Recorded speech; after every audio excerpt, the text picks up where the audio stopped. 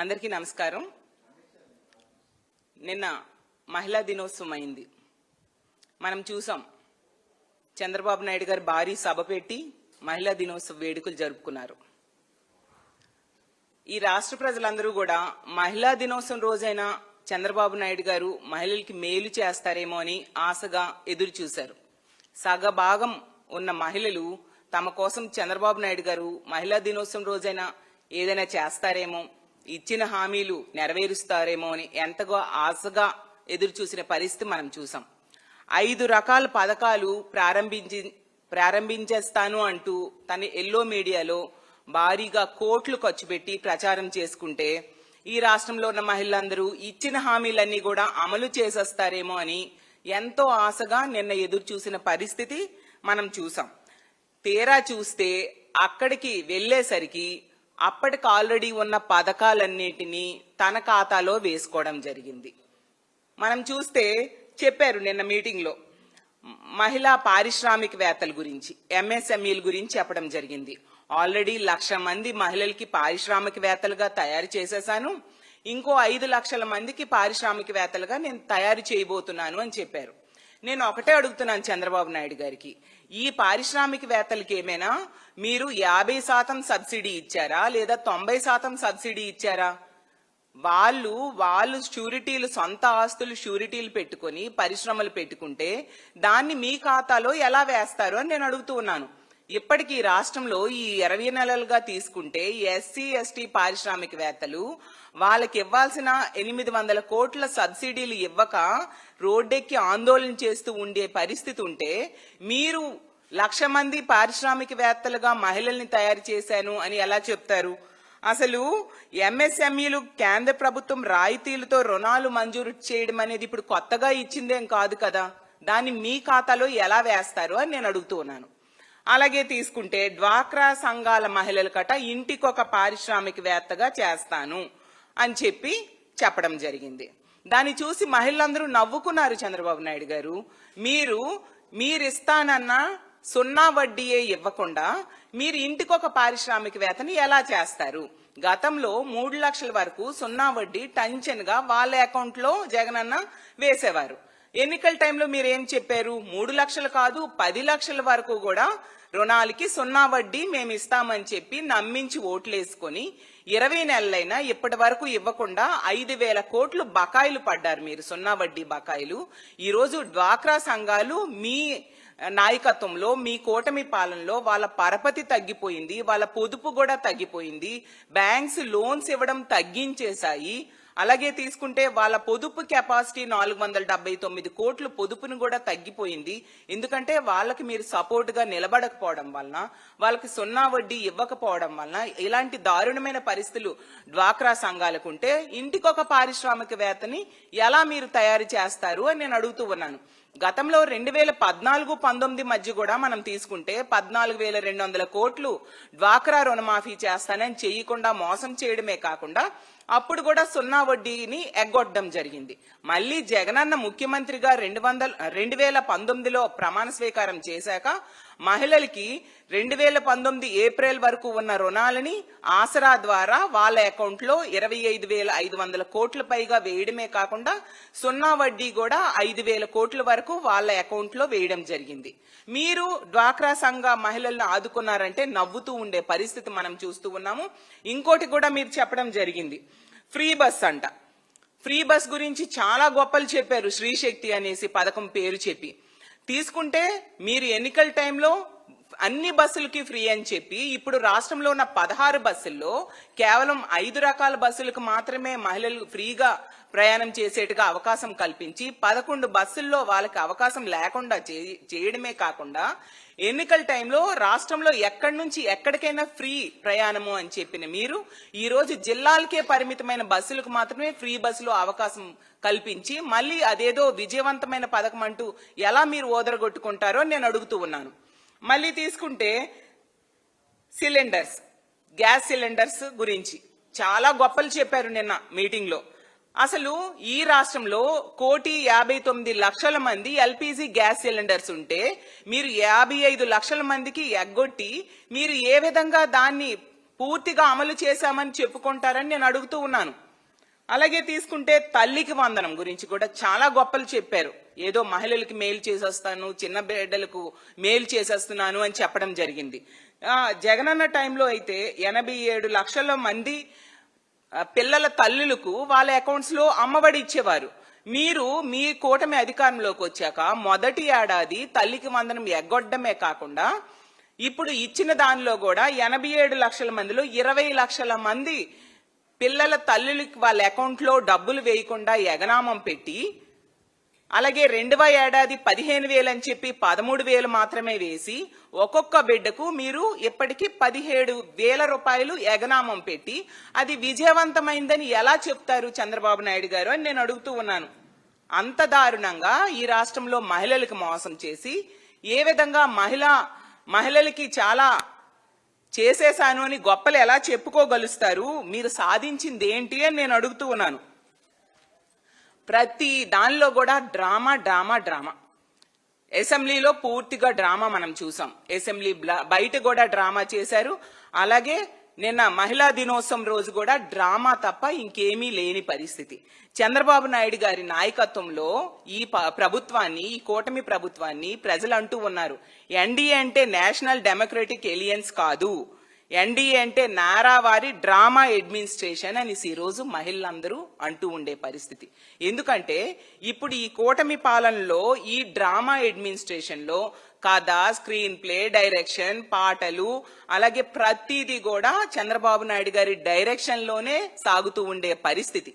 మంత్రులు, ఎమ్మెల్యేలు వీళ్ళందరూ క్యారెక్టర్ ఆర్టిస్టులు మాత్రమే.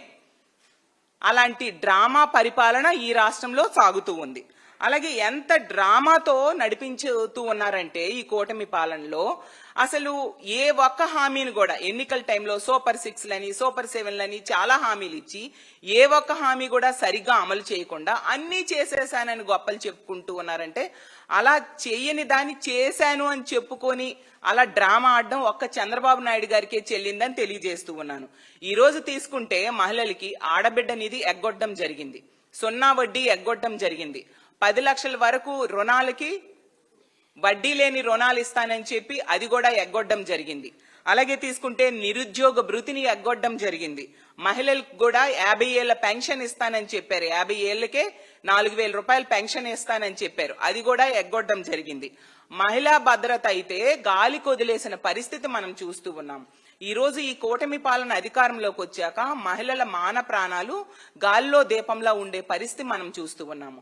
ఇలా మహిళలకి ఇచ్చిన హామీలు ఎగ్గొట్టారు, మహిళల రక్షణ గాలి కొదిలేశారు. మీరు ఏ అర్హతతో మహిళా దినోత్సవ వేడుకల్లో పాల్గొంటారు అనేసి నేను అడుగుతూ ఉన్నాను. అసలు మహిళల్ని వేధించే ఎమ్మెల్యేలకి మీరు రక్షణ కవచంగా ఉంటే మీరు ఏ అర్హతతో మహిళా దినోత్సవ వేడుకల్లో మీరు పాల్గొంటారు అని అడుగుతూ ఉన్నాను. అలాగే తీసుకుంటే మీ ఐటీడీపీ అనే సోషల్ మీడియా ద్వారా మహిళల్ని వేధిస్తూ ఉంటే మీరు ఎటువంటి వాళ్ళ కంట్రోల్ చేయకుండా ఉంటూ మీరు ఏ అర్హతతో మహిళా దినోత్సవ వేడుకల్లో పాల్గొంటారు? కాబట్టి మహిళా దినోత్సవ వేడుకల్లో పాల్గొనే అర్హత మీకు లేదు అని తెలియజేస్తూ ఉన్నాను. అలాగే తీసుకుంటే మా జగన్మోహన్ రెడ్డి గారి పాలన, చంద్రబాబు నాయుడు గారి పాలన తీసుకుంటే ఆ రోజు జగనన్న మహిళా పక్షపాత పాలన అందిస్తే ఈ రోజు చంద్రబాబు నాయుడు గారు మహిళా పక్షపాత పాలన అందిస్తూ ఉండే పరిస్థితి మనం చూస్తూ ఉన్నాము. ఆ రోజు జగనన్న మహిళల రక్షణ కోసం ఎంతగానో పాటుపడి మహిళా రక్షణ పాలన అందిస్తూ ఉంటే ఈ రోజు చంద్రబాబు నాయుడు గారు మహిళా భక్షణ పాలన అందిస్తూ ఉండే పరిస్థితి. చంద్రబాబు నాయుడు గారి పాలనకి జగనన్న పాలనకి చూసుకుంటే నక్కకి నాగలోకానికి ఉన్నంత తేడా ఈ రోజు రాష్ట్ర ప్రజలు గమనించారు. ఎందుకు ఇలాంటి వాళ్ళకి ఓట్లేసామని ఓట్లేసిన ప్రజలు లబోదిబోం అంటూ ఉండే పరిస్థితి మనం చూస్తూ ఉన్నాం. గతంలో జగన్మోహన్ రెడ్డి గారు తన 5 ఏళ్లలో 2.84 లక్షల కోట్ల రూపాయలు డీబీటీ, నాన్ డీబీటీ పద్ధతిలో మహిళల అకౌంట్ లో వేయడం జరిగింది. వాళ్ళకి ఆదుకొని అండగా నిలబడడం జరిగింది. ఈ రోజు తీసుకుంటే కనీసం మొదట హామీని కూడా అమలు చేయని పరిస్థితి మనం చూసాం. అలాగే మహిళలకు డీబీటీ పద్ధతిలో 1.89 లక్షల కోట్ల రూపాయలు మహిళల అకౌంట్ లో జగనన్న వేస్తే ఈ రోజు చంద్రబాబు నాయుడు గారు ఈ 20 నెలల్లో 2 లక్షల కోట్లు బకాయిలు పడ్డారు మహిళలకి. అలాగే తీసుకుంటే 84 లక్షల మంది పిల్లల తల్లులకు అమ్మఒడి పథకాన్ని జగనన్న ఆ రోజు ఎంతో చక్కగా అమలు చేసిన పరిస్థితి మనం చూస్తే, ఆ రోజుల్లో అమ్మఒడి ద్వారా జగనన్న చరిత్ర సృష్టిస్తే, ఈ రోజు చంద్రబాబు నాయుడు గారు ఈ తల్లికి వందనం ద్వారా ఒక్కొక్క బిడ్డకు 17,000 రూపాయలు ఎగనామం పెట్టి మహిళా ద్రోహి పాలన ఈ రోజు అందిస్తూ ఉండే పరిస్థితి ఈ రాష్ట్ర ప్రజలు చూస్తూ ఉన్నారు. Jagananna BC, SC, ST, minority మహిళలకు చేయూత పథకం ద్వారా ఉపాధి కల్పిస్తే చంద్రబాబు నాయుడు గారు కనీసం వాళ్ళకి 50 ఏళ్ల పెన్షన్ ఇస్తానని ఇవ్వకుండా వాళ్ళని మోసం చేసి ఒక మహిళా ద్రోహి పాలన ఈ రోజు అందిస్తూ ఉండే పరిస్థితి చూస్తూ ఉన్నాం. జగనన్న మహిళల కోసం 31 లక్షల ఇళ్ల పట్టాలు ఇచ్చి వాళ్ళకి అండగా నిలబడితే, ఈ రోజు చంద్రబాబు నాయుడు గారి మేనిఫెస్టోలో పట్టణాల్లో 2 సెంట్లు, పల్లెల్లో తీసుకుంటే 3 సెంట్ల ఇళ్ల స్థలాలు ఇస్తానని చెప్పి ఇవ్వకుండా మోసం చేసి మహిళా ద్రోహి పాలన ఈ రోజు అందిస్తూ ఉండే పరిస్థితి మనం చూస్తూ ఉన్నాము. అలాగే జగనన్న ఆ రోజు తీసుకుంటే మహిళలకి 2 ఏళ్లలో 64,000 ఉద్యోగాలు ఇచ్చి చరిత్ర సృష్టించారు. చంద్రబాబు నాయుడు గారు తీసుకుంటే జాబ్ క్యాలెండర్ ఇస్తానని చెప్పి ఇవ్వకుండా ఏ విధంగా మోసం చేశారో ఈ రాష్ట్రంలో ఉన్న మహిళలందరూ చూడడం జరిగింది. అలాగే జగనన్న పాలనలో 1,30,000 మందికి మహిళలకు ముఖ్యంగా వాలంటీర్లుగా ఆ రోజు అవకాశం కల్పిస్తే, అదే వాలంటీర్లకు 5,000 నుంచి 10,000 రూపాయలు జీతం పెంచుతానని చెప్పి పెంచకుండా వాళ్ళకి ఉద్యోగాలే లేకుండా చేసి అంతమంది మహిళా వాలంటీర్లకు మోసం చేసి మహిళా ద్రోహి పాలన ఈ రోజు అందిస్తూ ఉండే పరిస్థితి మనం చూస్తూ ఉన్నాము. అలాగే జగనన్న 78 లక్షల మంది పైగా డ్వాక్రా మహిళలకు 25,000 కోట్ల రూపాయలు రుణమాఫీ చేసి ఆదుకుంటే, ఈ రోజు తీసుకుంటే అదే డ్వాక్రా మహిళలకు 0 వడ్డీ కూడా ఇవ్వకుండా ఈ రోజు డ్వాక్రా సంఘాలు కుదేలైపోయేట్టుగా చేస్తూ మహిళా ద్రోహి పాలన ఈ రోజు అందిస్తూ ఉండే పరిస్థితి మనం చూస్తూ ఉన్నాము. జగనన్న ప్రతి ఆడబిడ్డ ఉన్నత చదువులు చదువుకోవాలని ఆ రోజు జగనన్న విద్యా దీవెన పథకం ద్వారా టెన్షన్ గా వాళ్ళ అకౌంట్ లో డబ్బులు ఇస్తూ ఉండే పరిస్థితి మనం చూసాము. ఈ రోజు తీసుకుంటే 5,500 కోట్ల రూపాయల విద్యా దీవెన, అదే ఫీజు రీఎంబర్స్మెంట్ బకాయిల్ని ఈ కూటమి పాలనలో ఎగ్గొట్టి ఈ రోజు ఒక మహిళా ద్రోహి పాలనని ఈ రాష్ట్రంలో మనం చూస్తూ ఉండే పరిస్థితి. అలాగే తీసుకుంటే ఆడబిడ్డల రక్షణ కోసం ఆ రోజు జగనన్న దిశ వ్యవస్థను తీసుకొచ్చారు. దిశ యాప్ ని తీసుకురావడం జరిగింది, దిశ పోలీస్ స్టేషన్స్ తీసుకురావడం జరిగింది. ఎంతగానో మహిళా రక్షణకి పెద్దపీట వేస్తే, ఈ రోజు చంద్రబాబు నాయుడు గారు దిశ వ్యవస్థను గాలి కొదిలేసి మహిళల రక్షణని గాలి కొదిలేసిన పరిస్థితి చూస్తూ ఉన్నాం. ఇంత ఘోరంగా మహిళలకి మోసం చేసిన మీరు ఏ విధంగా అంతర్జాతీయ మహిళా దినోత్సవ వేడుకల్లో పాల్గొంటారు? మీకు అర్హత ఉందా చంద్రబాబు నాయుడు గారు అని నేను అడుగుతూ ఉన్నాను. చూస్తే ఈ హామీలు ఇచ్చిన మంత్రులు, ఎమ్మెల్యేలు ఇచ్చిన హామీలు గాలి కొదిలేసి ఎంతసేపు కూడా మ్యూజిక్ షోలని, కామెడీ షోలని, క్రికెట్లు, వాలీబాల్లు, టెన్నిస్లు ఆడుకుంటూ ఎంజాయ్ చేస్తూ ఉండే పరిస్థితి ఈ రాష్ట్రంలో మొన్నటి వరకు మనం చూస్తూ ఉన్నాము. ఈ రాష్ట్రంలో ఈ కూటమి అధికారంలోకి వచ్చాక తీసుకుంటే 3 మంత్రులకి వాళ్ళతో కలిపి 21 మంది ఎమ్మెల్యేలు మినహా ఈ రాష్ట్రంలో ఏ మహిళకు కూడా న్యాయం జరగలేదు, ఇచ్చిన హామీలు నెరవేరని పరిస్థితి మనం చూస్తూ ఉన్నాము. అందుకనే నేను చెప్తూ ఉన్నాను, ఈ కూటమి ప్రభుత్వం అనేది మహిళా ద్రోహి ప్రభుత్వము, మహిళలకి మోసం చేసిన ప్రభుత్వము అని తెలియజేస్తూ ఉన్నాను. అసలు తీసుకుంటే ఎన్నికల టైంలో మోసం చేయడానికి ఈ చంద్రబాబు నాయుడు గారి ఆధ్వర్యంలో కూటమిలో ఉండే వాళ్ళు ఏ విధంగా ఎన్ని నాటకాలు ఆడారు. తీసుకుంటే చాలా మంది స్కూటీల మీద వచ్చారు, రిక్షాల మీద రావడం జరిగింది, స్కూటర్ల మీద రావడం జరిగింది, జీపుల మీద వచ్చారు, కార్ల మీద వచ్చారు, నడిచి వచ్చారు, ఇంటింటికి వెళ్లారు, మేనిఫెస్టోని పంచడం జరిగింది. అలాగే బాండ్స్ పంచారు. జూన్లో అధికారంలోకి వస్తుంది, అప్పటి నుంచి అన్ని పథకాలు కూడా అమలవుతాయి, ఒక్కొక్క కుటుంబానికి ఇన్నేసి లక్షల రూపాయలు వాళ్ళ అకౌంట్ లో పడిపోతాయని నమ్మబలికారు. చూస్తే 20 నెలలు అయింది, ఆ బాండ్స్ కి ఈరోజు అతిగతి లేని పరిస్థితి మనం చూస్తూ ఉన్నాము. అసలు వీళ్ళు తిరిగి ప్రచారం చేసింది సరిపోదన్నట్టుగా పక్క రాష్ట్రంలో ఉన్న హీరోల్ని, జూనియర్ ఆర్టిస్టుల్ని అందరినీ తీసుకొచ్చి ప్రచారం చేశారు. వాళ్ళందరూ ఏమైపోయారు ఈరోజు?